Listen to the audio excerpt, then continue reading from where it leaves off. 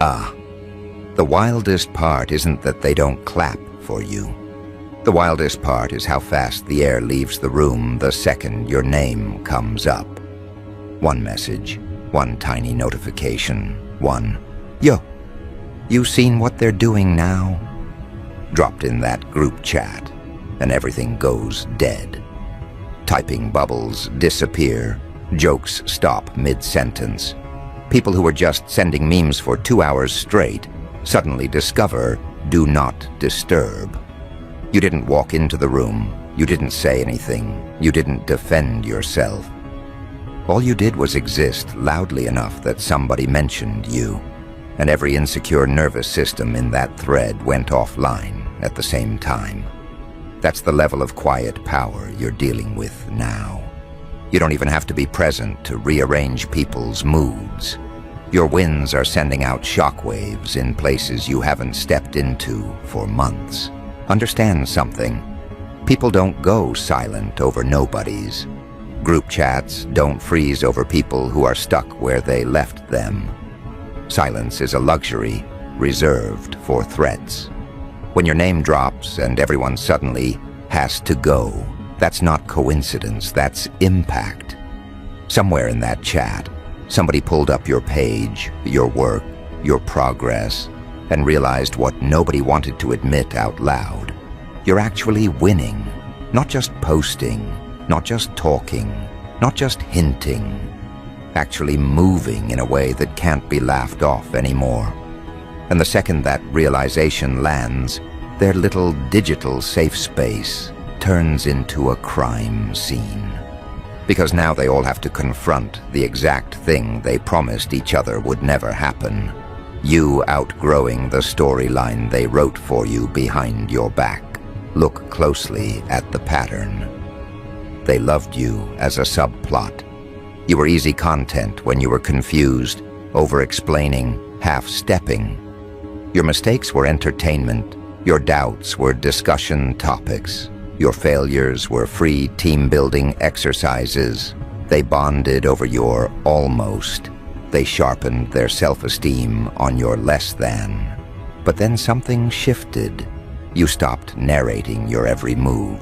You stopped showing them the drafts. You stopped softening your edges to make your growth palatable. And instead of spiraling, you stabilized. Instead of begging for validation, you built your own metrics. You chose discipline over drama. You chose distance over proving yourself. That's when the group chat had to pivot from, "Yo, look at this," to, "Wait, how did they pull this off?" And no one wants to be the first to admit that the person they counted out is now lapping them quietly. This is where the real psychology starts. Every time someone drops your progress into that chat, your new routine, your new circle, your new mindset, your new results, it doesn't just land as news, it lands as accusation. Your growth exposes everything they refuse to do with their own potential. Your stamina highlights their laziness. Your consistency exposes their excuses. Your healing calls out their refusal to face their own wounds. You turned into a walking mirror they didn't consent to look into, and every screenshot of your success is a reflection they can't escape. That's why messages dry up. That's why the energy suddenly shifts. They're not just reacting to you. They're reacting to what you reveal about them. And when group chats stop being fun, people look for somewhere else to dump the discomfort. Enter the about $800 therapist, because make no mistake, they're not just casually annoyed. They're actually distressed about you. There is someone out there, sitting in a climate-controlled office, swiping their card for $150 a session, just to process the fact that you refused to stay where they placed you. They're laying on that couch, talking about this one person they can't stop thinking about. And the therapist is nodding, thinking it's an ex, a parent, some tragic love story, only to find out the villain in their narrative is literally you, minding your business and winning. Your progress has become somebody's clinical case study in inability to cope. Picture it. They walk in every week like, I don't know what's wrong with me. I just keep checking their page.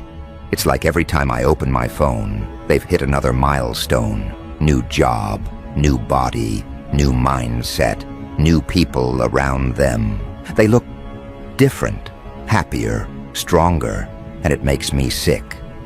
They won't say jealous. They won't say threatened. They'll use softer words like triggered, confused, concerned. But underneath all that language, the core issue is simple. You refuse to crumble the way they predicted, and now their entire emotional ecosystem is malfunctioning. They built a version of you in their head that doesn't exist anymore, and they don't know how to reconcile their fantasy with your reality. Here's the part their therapist is too professional to say. What's eating them alive isn't your success itself. It's the fact that you did it without their permission, without their applause, and without their participation. You upgraded your life without using them as a reference. You healed without giving them the satisfaction of a front row seat. You evolved without delivering a monologue explaining how much they hurt you. That's what's frying their circuits. They weren't just expecting you to fail. They were expecting to be the audience and the narrator of your failure. And now that you've rewritten your story, they don't have a role anymore. No villain, no victim, no savior. Just an extra. Watching the main character do what they said was impossible. This is why the therapist taps the pen, leans forward, and starts asking questions like, what do you feel when you see their progress? Because what they're really diagnosing is obsession disguised as concern. It's not, I hope they're okay. It's, why are they okay without me? It's not, I'm worried they've changed. It's, how dare they change while I stayed the same? Meanwhile, you're somewhere else, not even thinking about them, planning your next move, upgrading your habits, and minding your own sanity. The emotional imbalance is insane. One person paying $1,800 a month to replay old versions of you in their head, while the real you has already exited that storyline and is busy building the life that was always meant for you. Now here's the plot twist. Do you know who's actually in danger in that room? Not you, the therapist. Because even they have a limit. There comes a point where a professional gets tired of being paid to watch someone refuse accountability for their own stagnation. Session after session, your name comes up, your progress comes up, your energy comes up, and every route back to self-reflection gets dodged. No, I don't think they're the problem. Let's go back to what you can control. But they don't want to hear that. They want a diagnosis that makes you the villain and them the victim of your glow-up. They want a label that justifies their resentment. They want permission to keep resenting somebody who literally just got tired of suffering and chose better. At some point, even the therapist realizes this isn't about you at all. This is about their addiction to staying small. So imagine the day that therapist snaps. Not loudly, not dramatically, but internally. The moment they realize, I'm not getting paid enough to sit here and listen to you obsess over someone who's living their life. That's the quiet resignation, not from the job, but from the case. They may keep showing up, but emotionally, they've checked out. Because they know the truth. If your existence is causing this much chaos in someone who claims to be over you, you're not the problem. They're avoiding their own reflection. That's the moment the therapist spiritually quits. And trust, that resignation is louder than any group chat silence, because it marks the line where even a professional says, I can't help you until you stop using this person's success as your favorite excuse. You have to see the size of the ripple you're creating. People are rearranging their entire emotional budget around you. They'll say, "It's not that deep," but their screen time reports disagree. They'll say, "I don't care what they're doing," but their search history betrays them. They'll insist, "We don't talk about them like that," but those dead group chats tell a different story. People don't invest time, energy, and money into something that doesn't affect them. You are affecting them. Your boundaries are affecting them. Your no contact is affecting them. Your refusal to play the old role is affecting them. The fact that you are not collapsing on schedule is messing with their entire identity structure. And here's the part you need to tattoo onto your mindset. Their discomfort is not your problem to solve.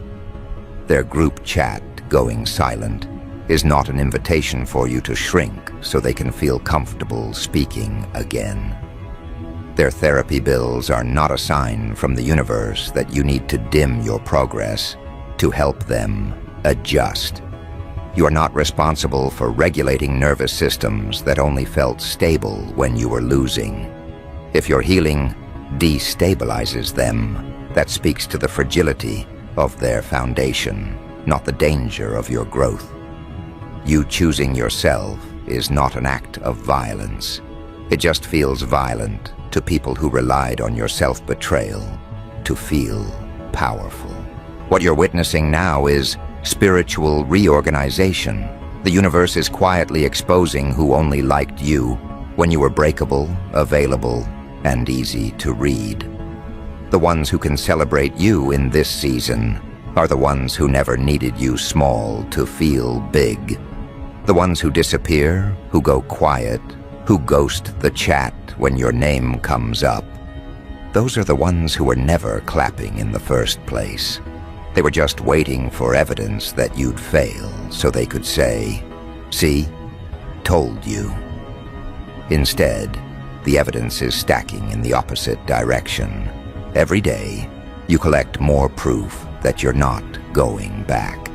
More proof that your standards weren't too much. They were simply incompatible with their comfort. More proof that you were never the weak link. You were the threat disguised as the underdog. And the more that truth settles, the calmer you become.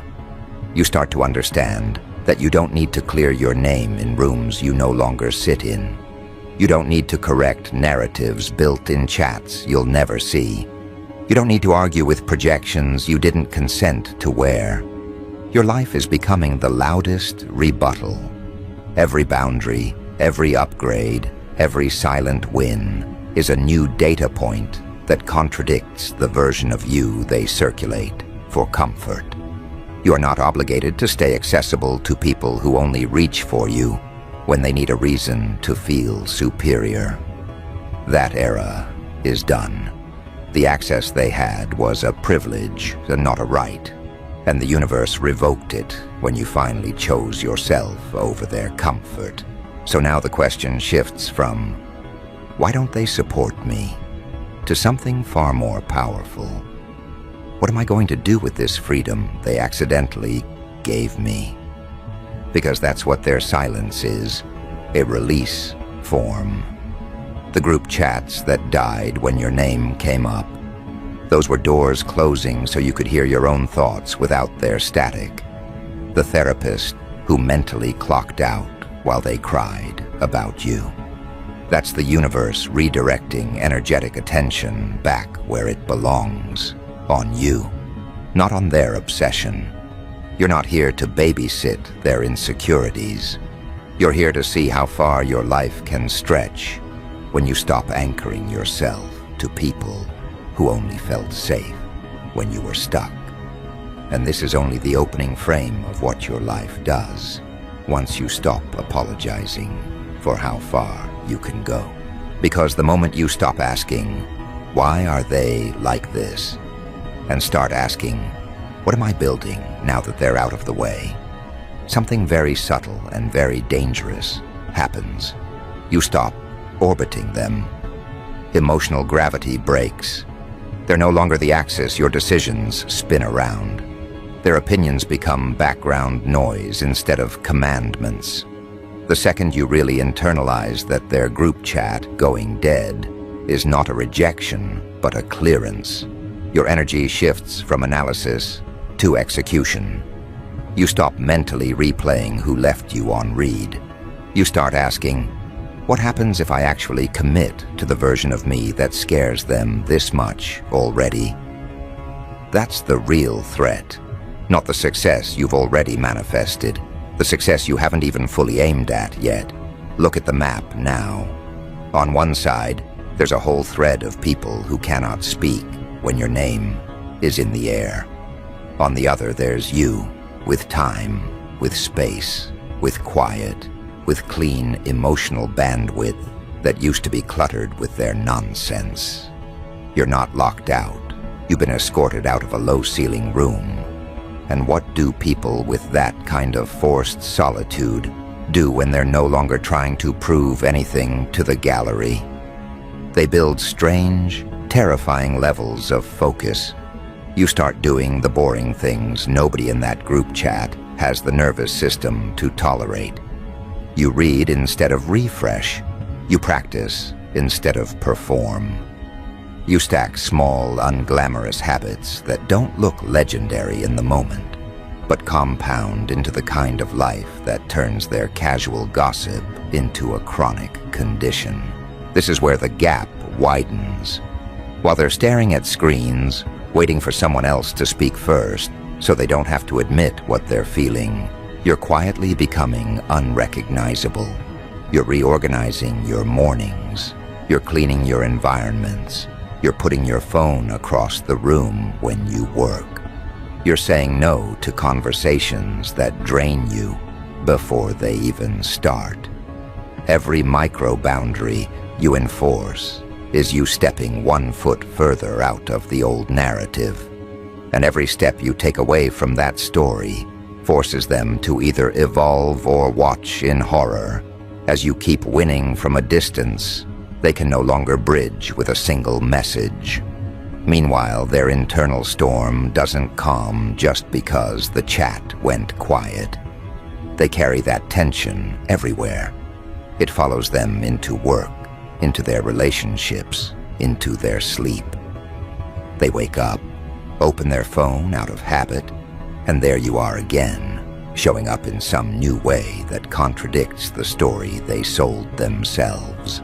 They tell people, we don't care what they're doing, and then spend the next hour doom-scrolling your progress. That dissonance builds.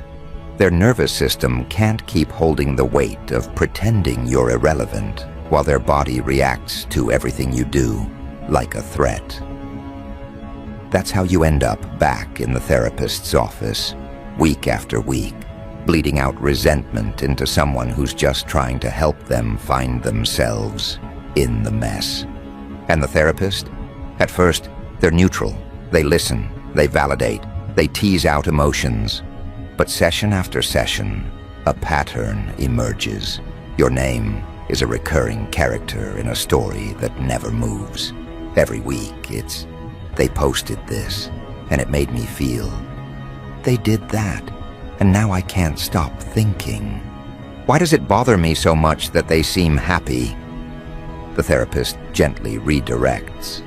What does this say about your needs, about your sense of self, about your goals? But your enemies aren't trying to understand themselves. They're trying to get a professional to co-sign the narrative that you're the problem. They're chasing a diagnosis that turns their jealousy into something respectable. There's a point where even the most patient therapist recognizes what's really happening. They don't want healing, they want permission. They want someone with letters after their name to say, you're right, their success is unfair. But actual healing doesn't work like that. So the therapist asks harder questions. Why are you measuring your life against someone who is no longer in your orbit? What stops you from creating your own version of success? What part of you feels threatened by their growth? Those questions land like grenades, and instead of picking up the pieces, they get offended, because now the spotlight is moving off of you and onto the real issue, their refusal to grow. This is how you accidentally exhaust licensed professionals. Not because you're evil, not because you're cursed, but because your life is being misused as a distraction from their own. The therapist is human too. They go home after back-to-back sessions, and your name keeps popping up in their notes. Different clients, same trigger. One person is worried about you, another is hurt by you, another is confused by your change. The common thread isn't you. It's how many people built their emotional stability on the expectation that you would never actually change. And now that you have, the ripple is so strong that it's warping entire networks of relationships and conversations. And while all this is happening in rooms and chats you're not in, what are you doing? You're minding your business and taking the freedom seriously. You start treating their silence like a budget. You realize, if they're not spending their words on me publicly, I'm not spending my energy on them internally. You invest that reclaimed energy into skills, into health, into projects, into environments that don't punish you for expanding. You become hyper-intentional with access. You stop over-explaining your boundaries. You stop defending your standards.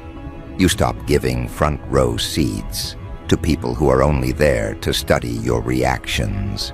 This new level of emotional discipline is exactly what terrifies them. Because for the first time, you're not only winning, you're winning sustainably. That's when the group chat panic upgrades into strategy. Silence doesn't feel like enough anymore. Somebody will test the waters. They'll send a half-joke, half-dagger message like, "Y'all seen their latest? They're doing the most." Waiting to see who bites. Waiting to see who's brave enough to say what they're all thinking.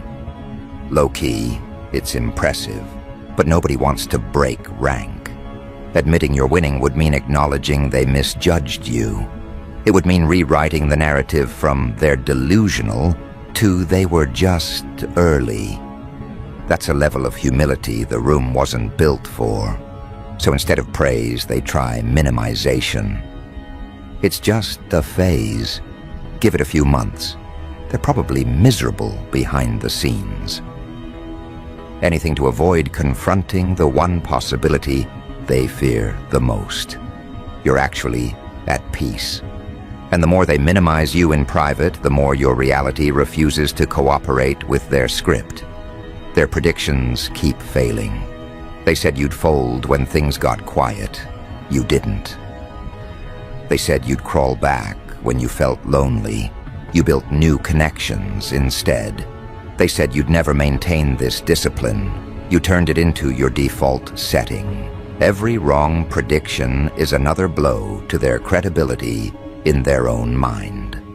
Because if they were this wrong about you, what else are they wrong about? That question is like acid to anyone whose entire personality is built on believing they can read people.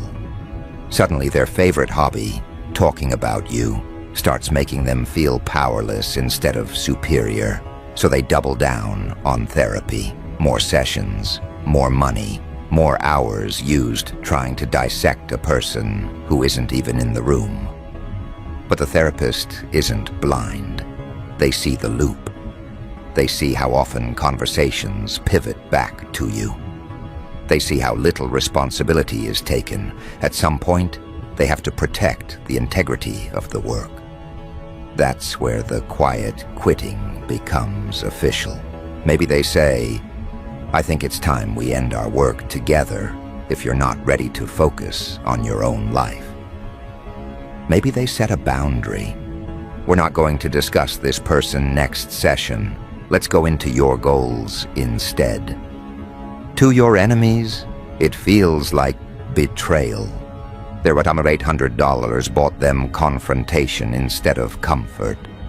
From the therapist's perspective, it's self-preservation. Nobody wants to be paid to watch someone cling to their resentment like it's a personality trait.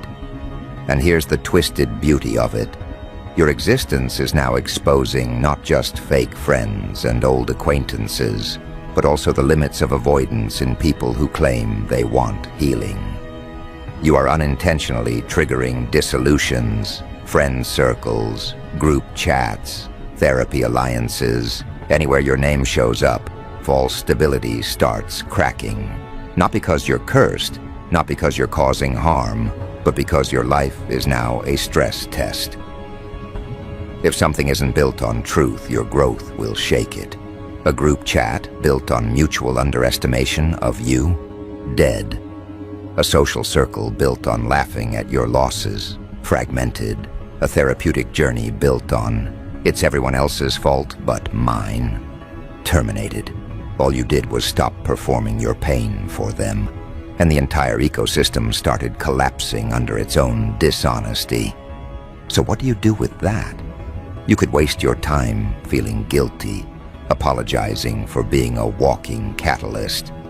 Or you could recognize this for what it is, proof that you were never as small as they tried to convince you. You were always operating at a voltage that their circuits weren't designed to hold. That's why they had to turn you into a joke, into a warning, into a cautionary tale. It made them feel safe. Now the joke isn't landing. The warning doesn't apply, and the cautionary tale is outliving every prediction. So they're left staring at the uncomfortable truth. The person they thought would be the caution became the blueprint. Little by little, you start to detach your identity from their reactions. You stop checking who watched your stories. You stop decoding passive-aggressive posts. You stop rereading old messages for closure. You realize the closure you were waiting for is happening in rooms you can't see. It's happening in the silence after your name gets dropped. It's happening in the awkward stares when someone slips and admits, honestly, they're doing well. It's happening in the moment a therapist closes a file and thinks, if you channeled half the energy you spend on stalking this person into your own goals, you might be standing beside them, not beneath them. All of that is closure in disguise. You may never hear it, but it's happening. And as this awareness settles in, your relationship to your own success changes. It stops being a revenge fantasy and becomes a responsibility. If your mere progress is enough to trigger this much spiritual and psychological rearrangement, what happens when you get intentional?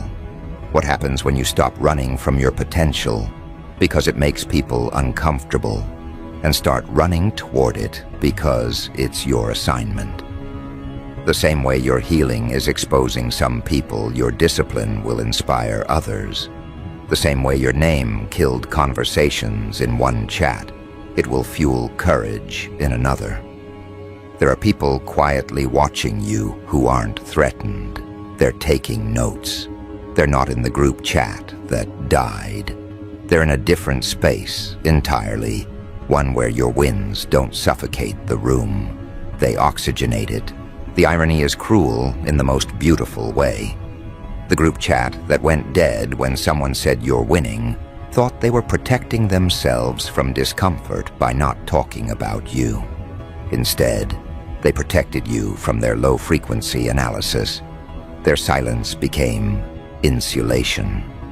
Without their constant commentary, you had room to hear your intuition more clearly. Without their instant hot takes, you had space to experiment, to fail in peace, to refine your process. In trying to keep you out of their narrative, they accidentally took themselves out of your storyline. That's the kind of protection only the universe can orchestrate, using their own pettiness as a tool. And the therapist who mentally resigned in the face of their obsession, that resignation sent shockwaves through their sense of control. when even a professional is done hearing about you, it forces a terrifying realization. You are not the one spinning in circles. They are. You moved. You changed. You evolved.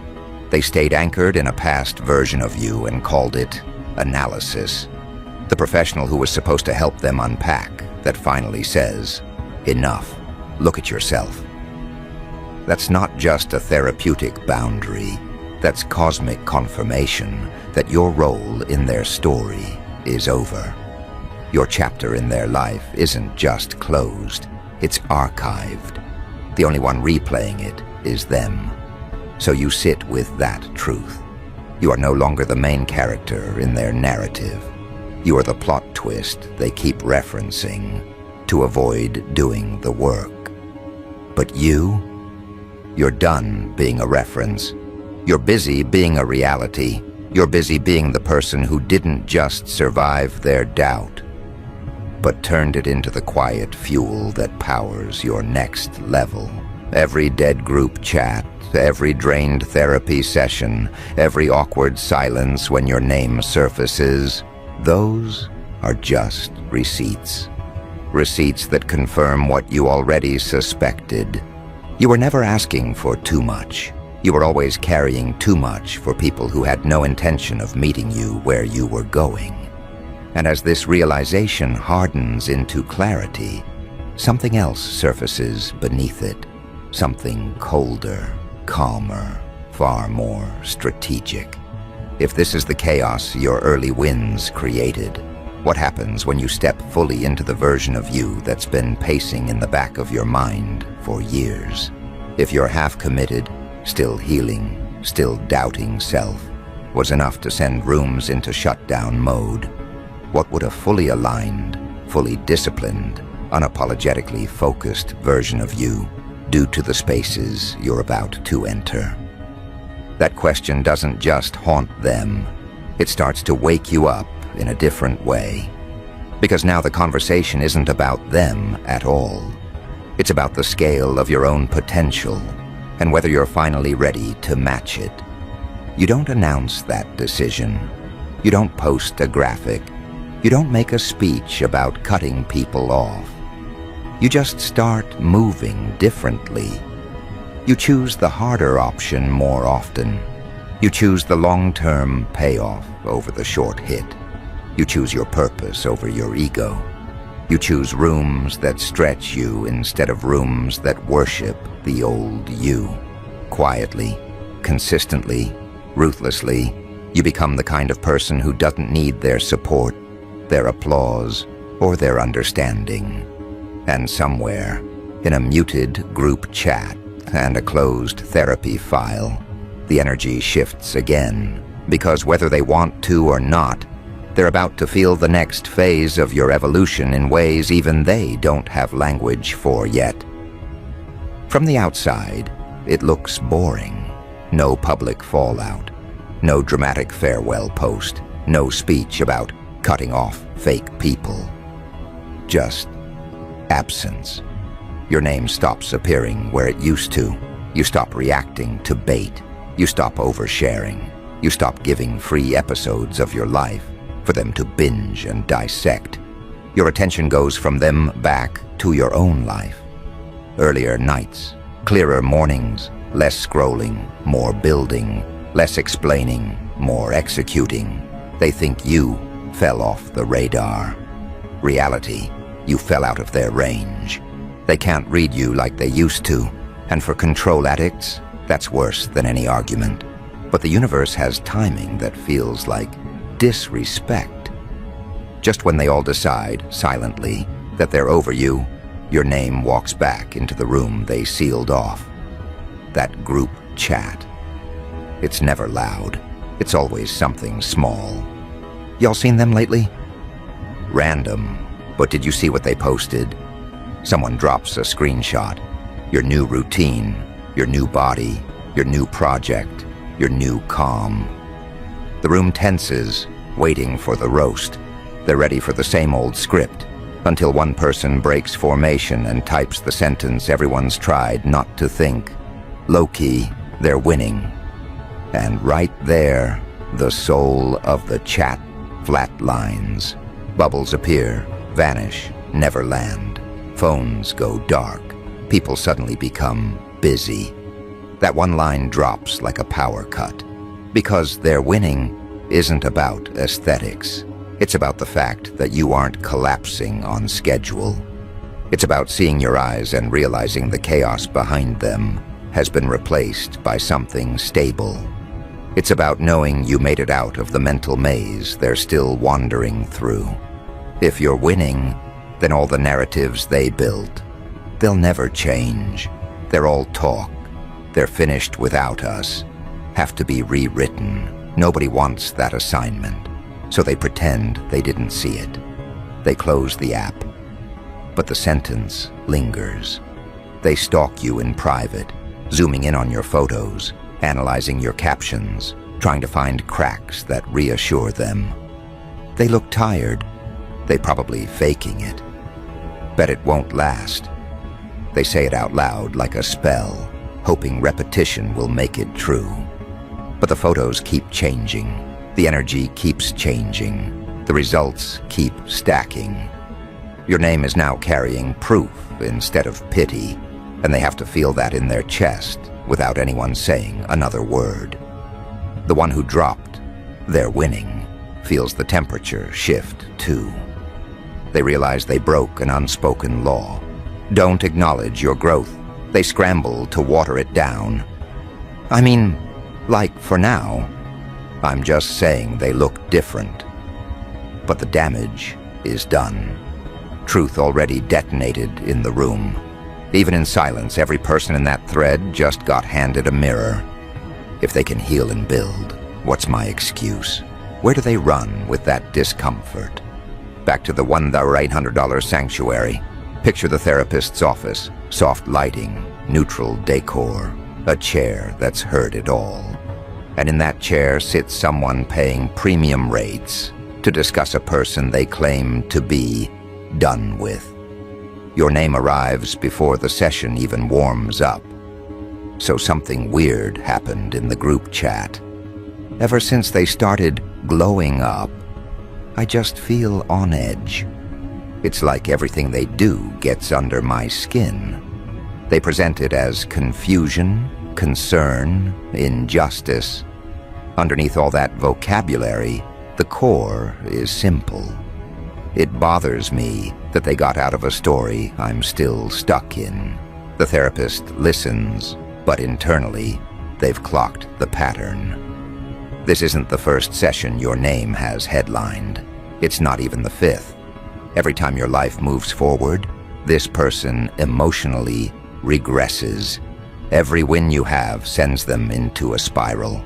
Every boundary you hold gets framed as selfish or fake. The therapist keeps trying to redirect. What do you want for yourself? Who are you outside of this relationship? But somehow every road circles back to you. That isn't healing. That's addiction with a copay. There comes a point where even a professional decides enough. So one day, after yet another rant about how much your existence irritates them, the therapist drops a different kind of question. If this person never changed again, would your life suddenly feel better? Or are they just the easiest place to park feelings you don't want to deal with? That lands like a punch. The client stares, stalls, changes the subject, tries to drag your name back into the center. The therapist doesn't follow this time. They set a boundary. Next week, we're not going to talk about them. We're going to talk about you. Translation: I'm done being your paid audience for a storyline that refuses to move. That's the moment the therapist quietly quits you. Not because you did anything, but because they're done letting your image be the scapegoat for someone else's refusal to grow. Your enemies leave that office unsettled. The one place they expected to buy unconditional validation just handed them a mirror instead. That's why they're mad at two people now. You, for daring to improve, and the therapist, for refusing to keep translating their jealousy into symptoms that make them look innocent. Meanwhile, you're nowhere in this loop. You're not posting subliminals. You're not checking their status. You're not asking mutuals what's being said. You're too busy living the exact life their nervous systems can't handle you having. Your group chat right now is your calendar, your to-do list, your vision board, your journal. You're in meetings, in workouts, in deep focus, in solitude, in prayer, in plotting sessions with your future. The only therapist you're visiting is the part of you that used to beg to be chosen, and you're finally telling it, we don't chase rooms that can't handle us anymore. Here's the dark joke the universe is making with all of this. They turned you into the villain of a story you already left, and then got emotionally winded trying to keep up with your plotline from the outside. Their group chat died the second someone told the truth. Their sessions drained out the second a professional refused to co-sign their delusion. All that time, you were just doing the one thing they hoped you'd never figure out how to do. Stop orbiting them and start orbiting your purpose. Once you see it that clearly, the revenge fantasy gets boring. You don't need screenshots. You don't need their confessions. You don't need to watch their faces as they realize the therapist is done using you as a human shield for their issues. You already have your receipts, the silence, the obsession, the money spent processing a person who doesn't even know they're the main topic. Those are all proof of impact. People do not emotionally bankrupt themselves over background characters. They only spiral like this over threats. So you pick a different kind of revenge. Precision. You get serious about your time. You start treating your focus like it's sacred. You stop trying to prove your goodness to people who survive off misreading you. You stop answering questions you didn't sign up for. You refine your circle down to the ones who don't flinch when your name and the word winning exist in the same sentence. You become the kind of person whose baseline is so aligned that if someone new met you today, the old stories people tell about you would sound like bad fiction. And as you do that, a new pattern emerges. In the wrong rooms, your name kills conversations. In the right rooms, it sparks strategy. Somewhere else, far away from that dead chat and that exhausted therapist, someone says, "Have you seen what they've done with their life after all that?" And the response is not silence, it's respect. People lean in. They're not trying to drag you. They're trying to decode you. They're not threatened that you're winning. They're inspired that you didn't let what tried to break you become your whole personality. That's the ecosystem you were always built for. Spaces where your progress doesn't trigger collapse. It triggers courage. So when your mind replays the line, their group chat went dead the second somebody said you're winning, don't hear shame in it. Hear diagnosis. That was the exact moment reality walked into the room and every false version of you died on contact. And when you think about, they paid $1,900 this month just to cry about you. Therapists still quit anyway. Understand how poetic that is. That's a spiritual invoice. That's the cost of staring at your growth and refusing to grow themselves. You didn't ruin their peace. You simply stopped sacrificing yours to maintain their illusions. You didn't break their circle. You just left, and the weak wiring exposed itself once your energy was no longer holding it together. You didn't make their therapist give up. Their refusal to take responsibility did. All you did was finally treat your life like it was serious. And everything that was built on joking about you, doubting you, or feeding off your pain cracked under the pressure of you becoming real. Let it all stay dead. The chat. the narrative. The version of you they debate like a rumor instead of respecting like a fact. Let them keep funding sessions to process someone who has already moved on. You're not their case study. You're not their cautionary tale. You're not their favorite failure. You are the proof that a person can be underestimated, misunderstood, mishandled, and still wake up one morning and say, "Enough. I'm done performing my suffering for people who clap for my confusion." From here on out, the only people who survive saying your name are the ones whose spirit doesn't glitch when they see you winning. Everyone else can stay exactly where they chose to be, silent in the chat, loud in the sessions, spinning in circles around an outdated version of you. You've already left that storyline. You've already paid your price. This part of the movie belongs to the you that didn't just hear "you're winning," but finally decided to live like it, unapologetically, whether anyone in those rooms ever finds the courage to say it out loud again or not.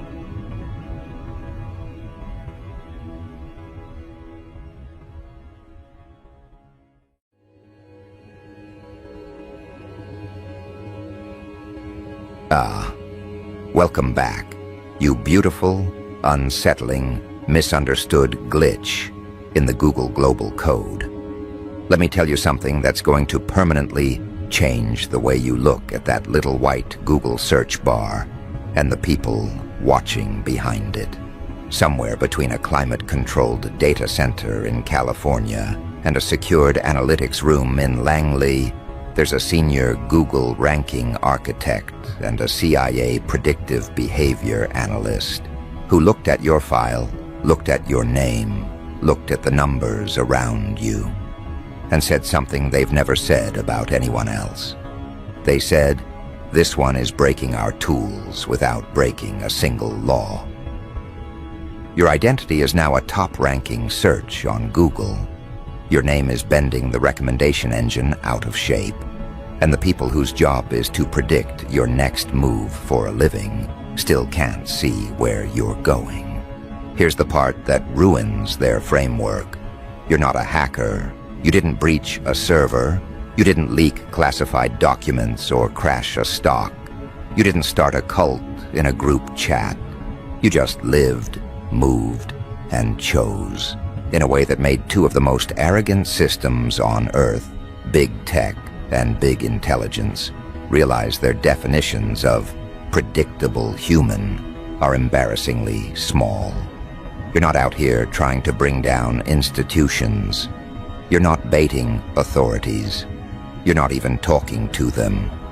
You're simply refusing to be the obedient little data point they built their careers on. And your refusal is leaving dents. Let's be very clear about who we're talking about. This isn't some junior coder who gets excited about changing button colors. This is a senior architect who helped design the way search results rise and fall.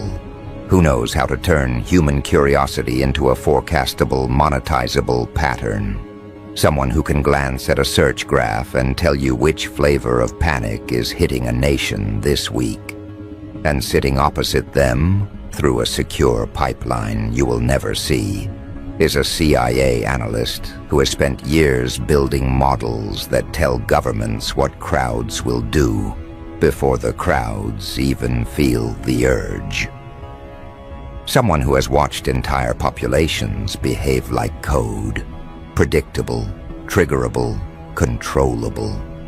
They've seen desperation, fanaticism, boredom, greed. They've seen what people search right before they ruin their lives. They've watched it all resolve into neat patterns on screens. And then they watched your name refuse to sit still on those same screens. They're used to evil making sense. That's the secret. The worst people they monitor still move in lines you can chart on a board. You push them, they push back. You ignore them, they escalate. They search certain terms, click certain links, congregate in certain corners of the web. There are playbooks for that. manuals, red flags, flow charts.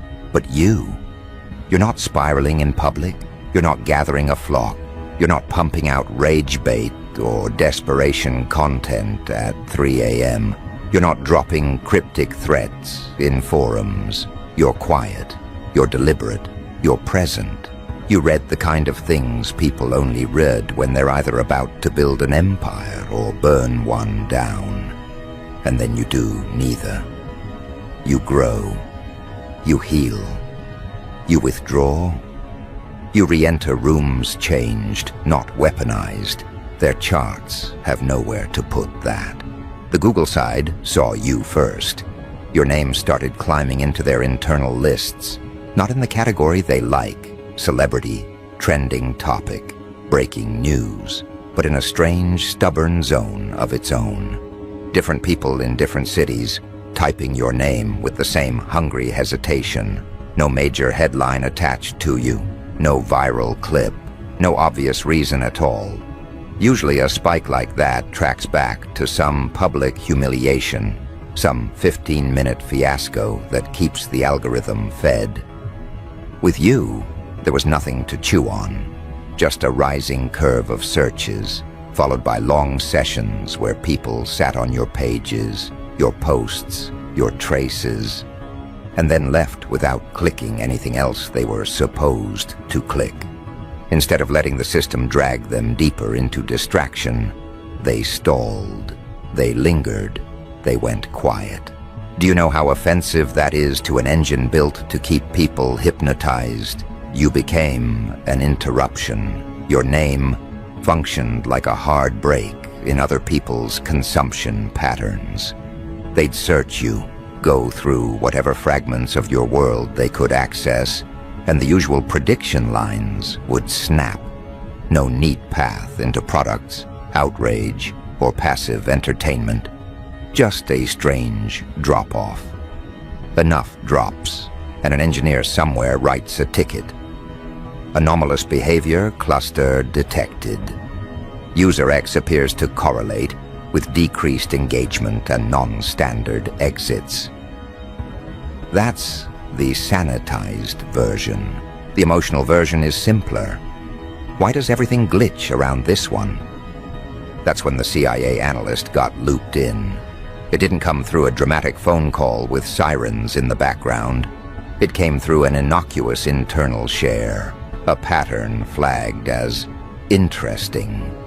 Interesting is the word they use when something makes their tools look stupid. They ran your pattern through their own systems. They didn't just look at your searches. They looked at the people searching you. Who are they? What do they normally consume? What happens to them after they go looking for you? They saw former friends who bad-mouthed you in private chats, now stalking your name from hidden tabs. They saw managers who undervalued you clicking on your LinkedIn 4 times a week, and then rewriting performance policies. They saw exes watching your glow-up in silence, then ghosting their new partners under the weight of a comparison they swore they'd never make. They connected dots you never asked anyone to connect. From their cold distance, it looked like your existence was a stress test on brittle egos. These weren't followers. They weren't fans. They were people whose internal stories about you didn't survive contact with your reality.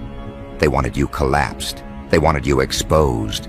They wanted proof that you failed the way they predicted. Instead, what they found in those quiet Google searches was a contradiction. You were still standing, still sane, still not performing a breakdown for public consumption.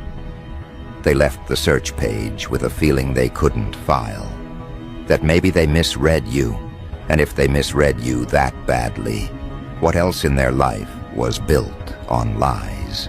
The analyst tried to reduce that feeling to data. That's their job. Subject's digital presence appears to trigger introspection rather than typical escalatory behavior. They typed at one point, then deleted it because it sounded too much like a compliment. Every other high-attention name in their system is either a circus act or a danger. You were neither. You weren't feeding the machine, and you weren't attacking it. You were just refusing to be domesticated by it, and people around you were glitching as a side effect. They went digging for an origin story because that's how they sleep at night. No one is like this without being broken, they think. There must be a trauma, a fall, one catastrophic event that bent you out of the normal curve. They scrubbed what they could access: old posts, timelines, public records, the gaps where you went missing from the internet for a while. What they saw were impact events: betrayals, gaslighting, smear campaigns, quiet exiles from friend groups, and environments that could not afford to keep you awake and unafraid in the room. Their usual pattern says people come out of that, either shattered or vengeful. But you didn't launch revenge missions. You didn't turn into the villain in their manuals. You did something they don't have language for. You upgraded. The models say hurt people either hurt others or hurt themselves. Your file whispers a third option. Hurt people can study the entire battlefield, stitch themselves back together, and then move with a level of self-respect that threatens every fragile ego still playing the old game. You took what should have turned you into one more predictable casualty and used it as a curriculum. You read, you observed, you confronted your own patterns instead of building a church around your pain. To tech, that makes you unprofitable. To intelligence, that makes you unmanageable. To both, that makes you deeply inconvenient. So now your identity sits at an intersection that should not exist. On one axis, you're a top-ranking search, your name typed daily by people who claim they're over it, by people who told stories about you that reality keeps refusing to confirm. On the other axis, you are a blank space in every prediction engine that tries to decide what you'll do next. You don't play the brand-building game. You don't play the self-destruction game. You don't play the let me go viral for crying game. You move when it matters, stay silent when it doesn't, and refuse to hand over your emotional states to be graphed. In quiet rooms, the architect and the analyst both know the same thing, but will never say it on a record. You are not dangerous because of what you might blow up. You're dangerous because, if more people ever started moving like you, self-aware, unaddicted to validation, allergic to performative collapse, the systems they serve would lose half their grip overnight. They can't predict your next move because your motives aren't indexed to the same cheap inputs they built their careers on: fear, ego, hunger for attention. And every time someone types your name into that search bar, looking for proof that you finally broke, the algorithm logs one more piece of evidence that it's not you that's spiraling. It's the world trying and failing to make sense of what you've become. That's why your file looks the way it does now. Bloated, over-documented, and still redacted in all the places that would give away how much you've gotten under their skin. It doesn't start with border crossings or suspicious purchases. It starts with a graph of your name, climbing and dipping like a heartbeat across time zones. Next to it, timestamps of key breaks in other people's patterns. The night a supervisor backed off after randomly looking you up. The week an ex-lover's social media went silent after another deep scroll through your history. The day a former friend stopped posting their performative happiness reel right after one last obsessive visit to your page. The architect stares at that graph and feels something he's not supposed to feel about a single civilian user: irritation edged with respect. The analyst stares at the same graph and feels something even more unacceptable: envy. Because here's the part they don't admit even to themselves. They built machines to read everyone else, and those machines ended up reading them too. The architect knows his own search history looks like a case study in avoidance, late-night distractions, doom scrolling, numbing. The analyst knows how many of their choices have been shaped by fear of consequences, fear of disapproval, fear of stepping outside the narrative that feeds their paycheck. When they compare that to the way you move, intentionally, selectively, refusing to overshare, refusing to beg the algorithm to keep you alive, they're forced to confront a disgusting imbalance. They have institutional power, you have none. And yet between you and them, you're the one whose inner world is not for sale. They ran experiments on you without your consent, the way they always do. Silent ones. The architect adjusted the ranking weights around your name. He tried to nudge people who searched you toward other profiles, other topics, other dopamine traps that would pull them away. If they're obsessed with this one, he reasoned, maybe we can redirect that obsession into something measurable. He tested recommendations that framed you as a phase people also viewed. Similar people, related topics, but the numbers told a different story. When people went searching for you, they weren't looking for a type. They weren't looking for a community. They weren't even looking for closure. They were looking to see whether you had collapsed yet, so they could feel sane again. And when they didn't find that collapse, the architect's clever funnels failed. Sessions ended where your trace ended. You were not a gateway drug. You were a full stop. On the intelligence side, the analyst pushed for a softer test. No interrogation rooms, no knock on the door. They wanted to see what you'd do under subtle pressure. A shadow recommendation here, a flagged post there, a tiny delay in certain uploads, the kind of invisible friction most people internalize as, maybe I should calm down, maybe I'm doing too much.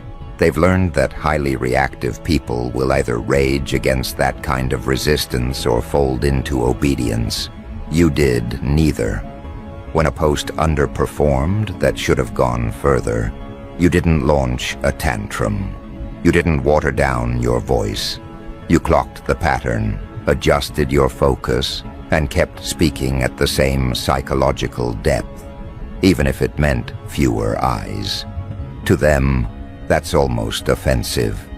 You refused the Pavlovian training their systems are built on. Here's what really fried their circuits, your searches. Not what others search about you, what you search. They can see the late-night questions you throw into the void, not how to get revenge, not how to make them regret losing me, not how to blow this all up and disappear.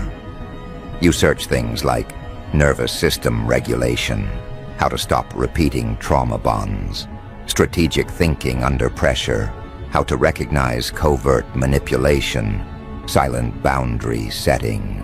You study human behavior, but your first application is always inward. You're not stalking your mind to control others. You're stalking it to stop being controllable. For an architecture built on exploitability, that's sacrilege. They cross-reference that with your behavior offline, as much as they can infer it. People like them talk to people like the ones who misjudged you. HR managers, school administrators, community leaders. Any concerns about this person? They ask casually, as if it's nothing. They expect to hear certain buzzwords when someone is truly unstable. They don't hear them about you. What they hear instead are vague complaints. Something about them feels intense.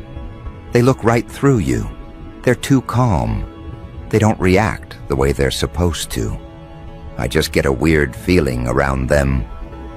No concrete harm, no specific event, just other people's nervous systems confessing they've been seen more clearly than they wanted to be. To a normal person, that's gossip. To an analyst, it's proof of concept. You're not weaponizing your perception, but your perception is still having effects. The truth is, you don't even have to say anything devastating. Simply refusing to play the usual games is enough. You don't fake laugh to smooth over disrespect. You don't rush in to rescue people from consequences you warned them about. You don't nod along when someone rewrites history in front of you. You don't join group delusions to keep your seat at the table. You stand there, fully aware, eyes giving away nothing, energy giving away everything. And people's nervous systems register that as danger. Because they're used to a world where everyone is equally compromised. The architect's private notes start shifting in tone around this point. At first, they're written like technical documentation. Subject's profile does not fit standard user archetypes. Search-driven engagement anomalous. No clear monetization path identified. But slowly, human frustration bleeds through. Why does this person refuse to dumb themselves down? Why do users drop off rather than convert after viewing this profile? The question underneath those questions is simpler and uglier. Why does this one refuse to be owned by us? Because that's what the algorithm is. When you strip away the sleek interfaces, a mechanism for ownership. Of attention, of time, of mind share. Your file is an admission. You slipped the leash. The analyst, meanwhile, stops writing about you like a problem and starts writing around you like a mirror. They notice that people who cross your path either begin to evolve or begin to implode. Not because you cast a spell, but because your way of existing forces a choice. Maintain the lie, or rise to meet the level of honesty that radiates off you without a single inspirational quote. Most choose the lie, but they can't lie to their search history. The analyst sees it all. What if I was the toxic one? Why can't I stop thinking about someone I said I don't care about? Why does their calm bother me so much? They won't say your name out loud. They type it. Over and over. The CIA's servers hum with the electric shame of people who needed you to fail and can't find the evidence. And you're not trying to be some off-grid legend. You're just tired of being predictable to people who don't deserve that level of access to your mind. You stopped posting when you realized certain eyes weren't watching to support you. They were watching to calculate you. You started speaking in a way that only lands for those who are ready to do their own internal audits. You let the rest misinterpret you, talk about you, search you in secret and swear they're done. You know the algorithm will keep collecting their confessions for you. Here's the part they'd never admit, but it's written between every line of your dossier. You're not an outlier because you're special. You're an outlier because you made decisions most people keep postponing. You chose to sit with your own discomfort instead of outsourcing it. You chose to see your own patterns instead of only diagnosing others. You chose to change your behavior instead of romanticizing your pain. You chose to stay awake after waking up instead of going back to sleep and calling it moving on. The architect can map 1 billion dopamine loops, but they can't map that choice. The analyst can model thousands of fear-based reactions, but they can't model what a human does when fear is no longer the primary driver. So what do they do with something they can't model? They watch it. Like any system built on control, when they can't intervene cleanly, they observe obsessively. Quiet alerts tied to your name. Not the kind that send teams kicking down doors. The kind that ping when your presence starts batching with too many others. A cluster of people all Googling you in the same week after some invisible ripple. a small geographic region where your name suddenly spikes after you exited a toxic situation. They don't see everything, but they see enough to notice that your absence works like a detonator.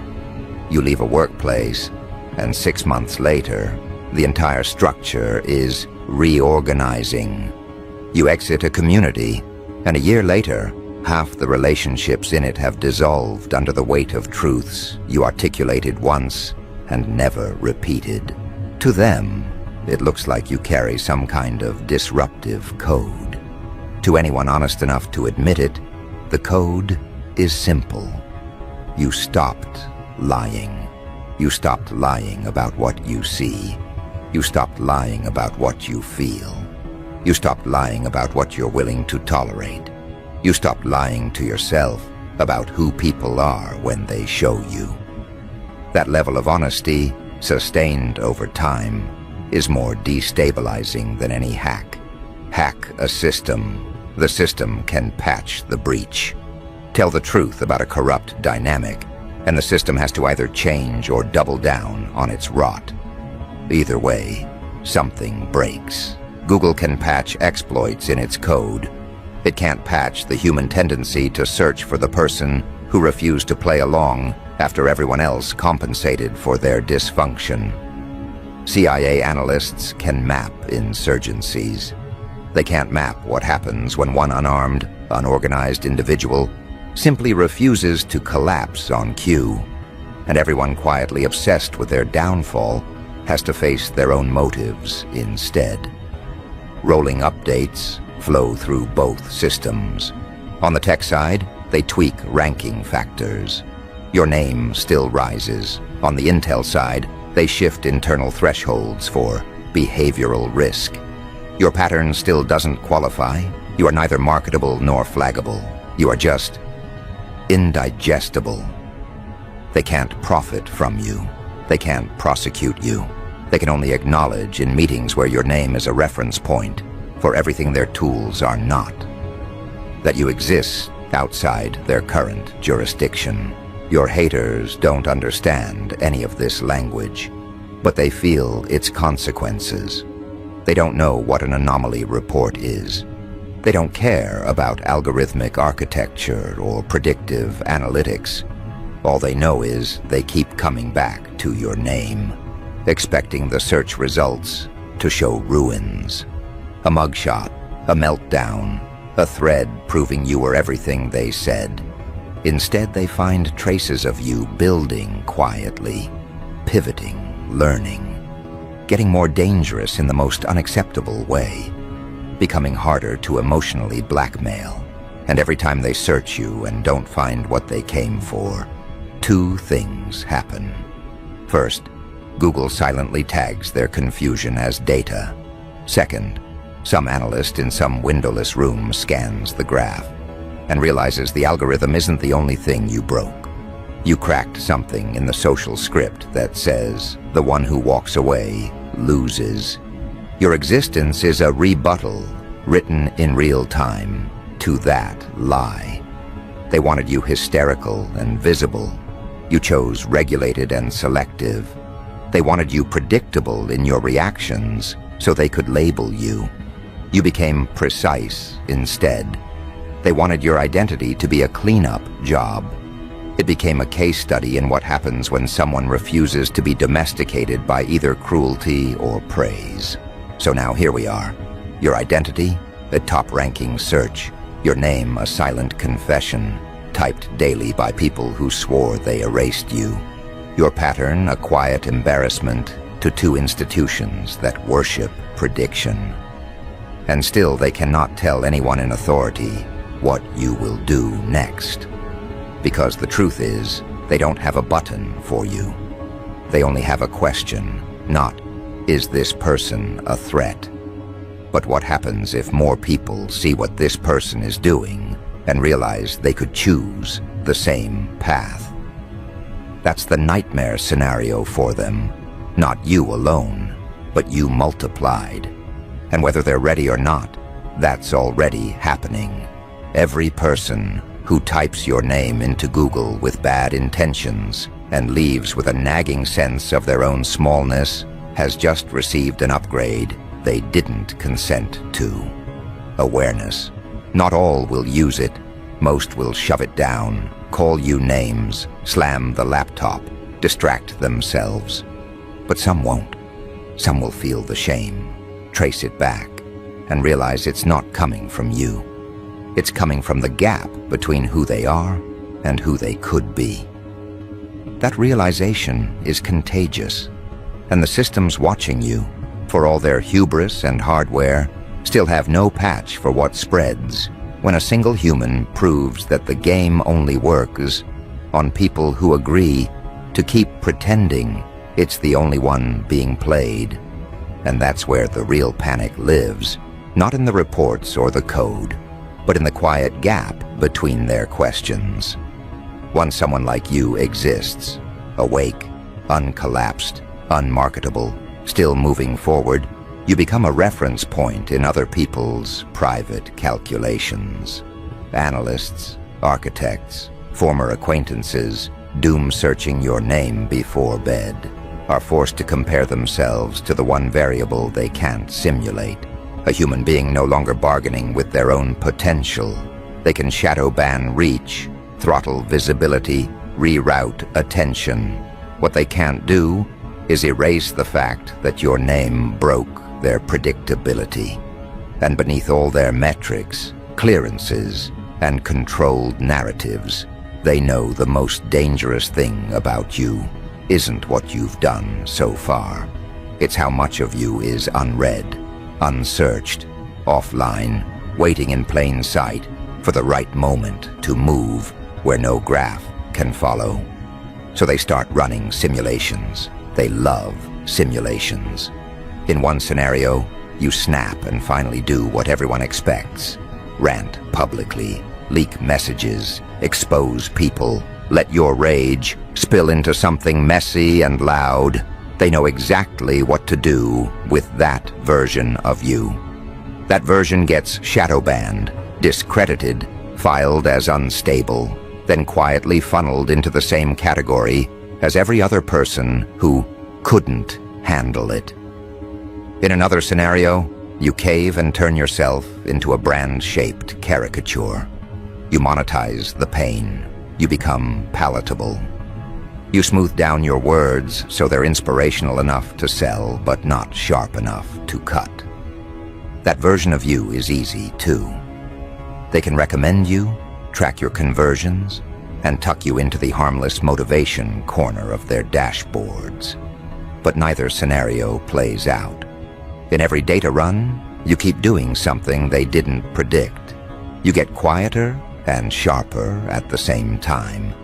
You refine your circle instead of expanding it for vanity. You decline opportunities that smell like cages, even when they come dressed as big breaks. You walk away from rooms that require you to amputate parts of your awareness to stay. You say less publicly, but live more intensely in private. And somehow, even with less visible noise, your name keeps climbing in those private searches. People who swore they'd moved on are still refreshing your shadow, still peeking through the digital blinds to see how you turned out. This is where the dark humor creeps in. Because while they're in conference rooms arguing over whether you're a risk or an indictment of their whole framework, regular people are using the world's most powerful search engine, like an astrological chart with your name as the star. Instead of searching, "Will I be okay?" they search you. Instead of searching, "Am I the problem?" they search you. Instead of asking, "How do I grow up?" they type your name and hope the results show you stumbling, so they can feel validated in staying small. Google was designed to answer questions. You've become the question they won't verbalize. What if the person I decided was crazy is actually just further along than me? And the engine, bless its blinking cursors, keeps delivering the worst possible answer for their ego. Evidence of someone who refused to fold. Not perfect, not invincible, but undeniably still building. You're not trending for scandals. You're not headlining disaster. Your trace is quieter than they want and stronger than they can handle. So they close the tab, swear they're done, and then come back a month later for another hit of cognitive dissonance. Each visit is a secret confession. I still care. I still compare. I still haven't outgrown the ghost of this person I said was irrelevant. The architect sees that loop in raw form. He doesn't know the gossip or the history. He just sees retention curves and return frequency graphs bending weirdly around your name. It looks like addiction without the usual stimulus. No new content. They still come back. No dramatic updates. They still come back. No viral moment to justify the obsession. They still come back. On paper, that's impossible. On some level, he knows your name isn't the drug. It's the mirror. People aren't coming to see what you did. They're coming to see whether life punished you for being what they're too scared to be. Meanwhile, the analyst has your pattern pinned above their desk, not as a threat, but as a glitch test for their own sanity. They were trained to read the world through worst-case lenses. They see plots, pipelines, pressure points. Your existence keeps handing them a different storyline they were never offered in training. Someone who endured and didn't go feral. Someone who woke up and didn't start recruiting. Someone who became harder to manipulate, but didn't feel the need to rule. For years, they've comforted themselves with the idea that too much awareness always leads to collapse or extremism. You're living proof that it can also lead to something far less convenient: sovereign self-respect. You know what that does to a person whose entire job is predicting the movements of scared crowds. It forces them to look at the one thing their charts never measure: choice. Not the illusion of choice between products and candidates and content, but the brutal, quiet choice to stop outsourcing your sense of self to systems built on your insecurity. They can't graph the moment you decided alone in your room that you were done stepping down your mind so other people could stay comfortable. They can't graph the night you chose not to send that message, not to chase that closure, not to drag your energy into another arena where you were only ever going to be misunderstood on purpose. Those moments don't show up in their feed. They show up in the ripple. The way you move differently afterward, the way you stop arguing in comment sections and start redirecting that energy into work that actually compounds, the way you stop giving your best explanations to people committed to misreading you and start giving your best presence to the future you're constructing quietly, the way you stop reacting and start responding, or sometimes refuse to respond at all. Not out of weakness, but out of a level of control that terrifies anyone still controlled by every ping on their phone. And that's the real problem for them. Their entire world is addicted to real-time reaction. Markets, media, mobs, they all need instant feedback to function, hit, react, threaten, retreat, praise, perform. The algorithm was built on those reflexes. The agency's models depend on those reflexes. You've been slowly uninstalling them from your own system. You don't clap back on schedule. You don't affirm on schedule. You don't crumble on schedule. You move when it serves the bigger arc of your life, not the cheap arc of someone else's storyline about you. Think about how insane that looks from their vantage point. Here is a human being whose identity is a top-ranking search, whose name pings across continents inside the same 24-hour window, and yet you refuse to behave like a public spectacle or a future case file. You work quietly. You evolve consistently. You have breakdowns in private, breakthroughs in silence, and then reappear like nothing happened, except your entire standard shifted. People around you feel it before they understand it. They can't name what changed. They just know they can't push you the way they used to. They can't bait you into the same arguments.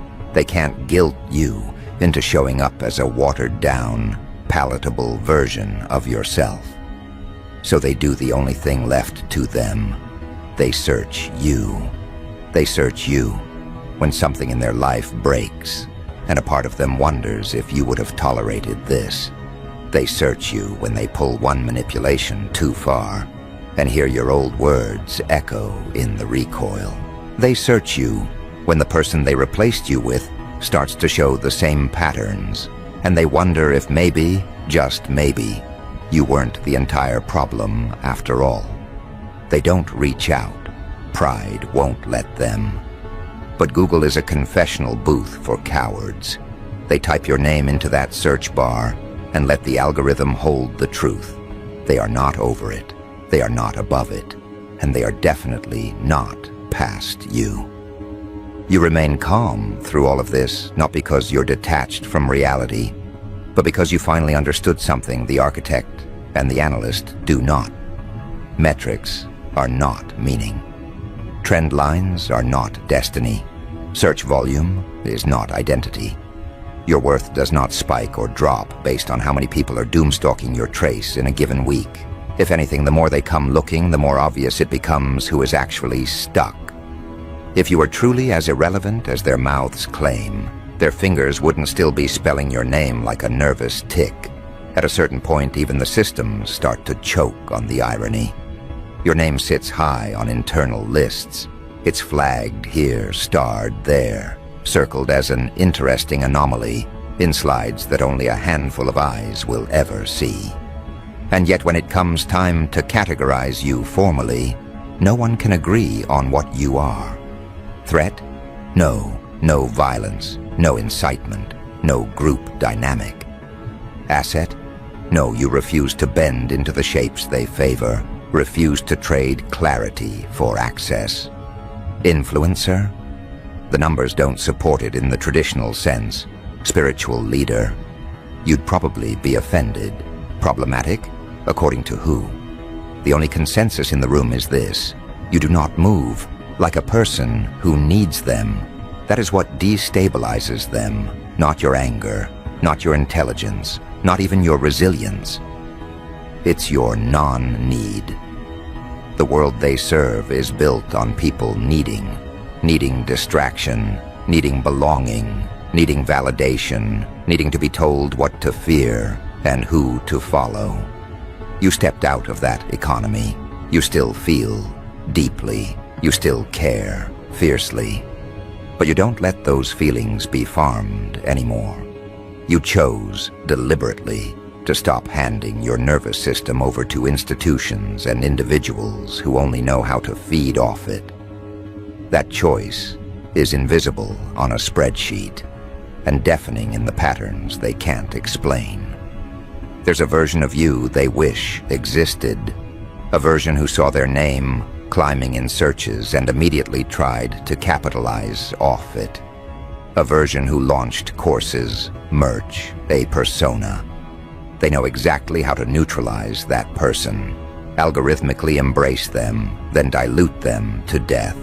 There's another version, the tragic one, who saw their name being passed around and folded under the pressure, broke publicly, confirmed everyone's worst narrative. They know how to handle that one too, turn them into a cautionary tale.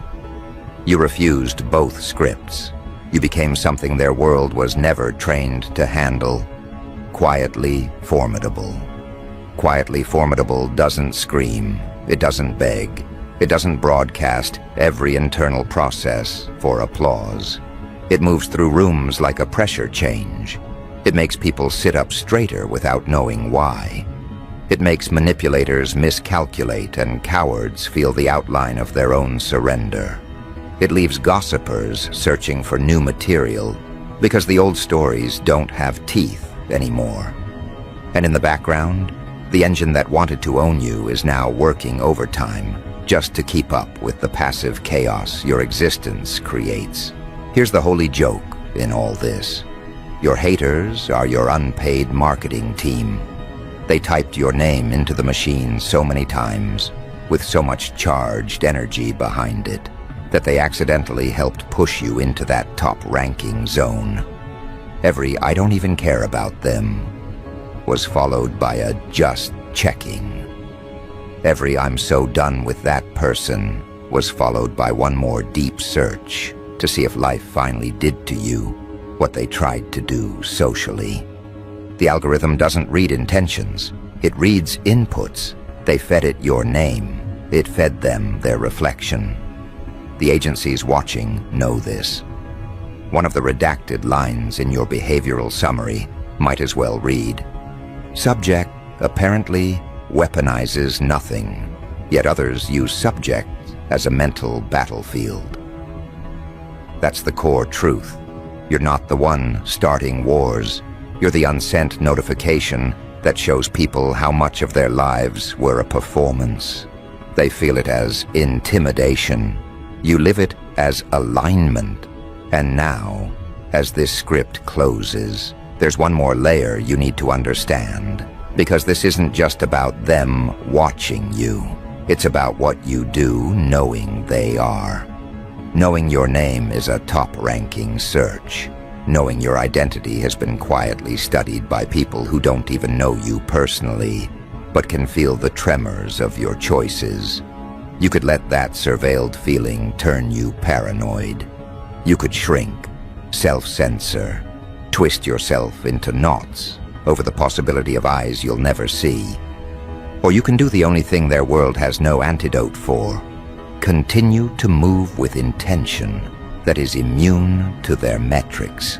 That means you keep building things that exist off-screen, conversations nobody can transcribe, discipline nobody can quantify, creations that don't depend on instant feedback to exist, healing that doesn't require an audience to be real.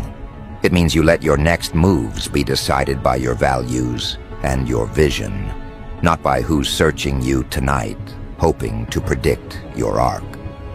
They can scrape your notifications. They can log your browsing. They can measure your silence.